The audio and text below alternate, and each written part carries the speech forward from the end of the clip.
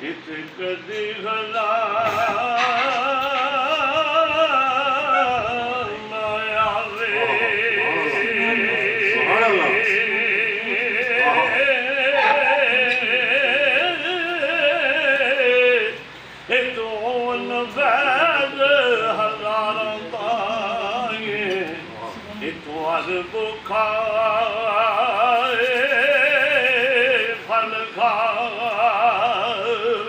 پاکستان خدمت league intra party election کا انعقاد کوئٹہ، کراچی، پنجاب، خیبر پختونخوا سمیت پاکستان بھر سے عہدیداروں کی شرکت۔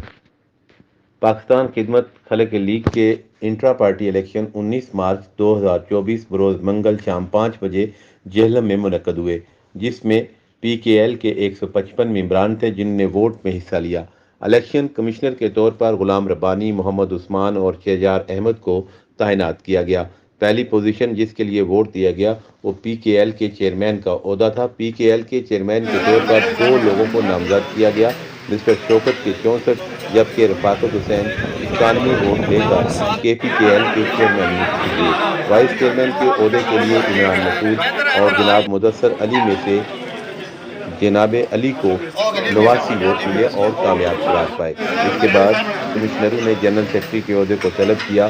جناب محمد عظیم مجدی اور جناب اعجاز احمد امیدواروں کے طور پر کھڑے تھے۔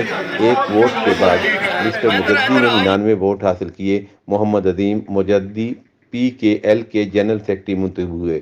آخر میں فنانس سیکرٹری کے عہدے کے لیے انتخاب کیا گیا، جس میں عنایت علی نے 85 ووٹ حاصل کیے اور فاتح قرار پائے۔ رجسٹریشن کا جو فائنل پروسیس ہوتا ہے، انٹر پارٹی کا جو الیکشن ہوتا ہے وہ ہم نے کرایا یہاں پہ عہدیدار جو سے chairman, vice chairman, general secretary اور فائنل سیکرٹری کا آج جو ہے یہ ہم نے یہاں پہ الیکشن کرایا ہے۔ اس میں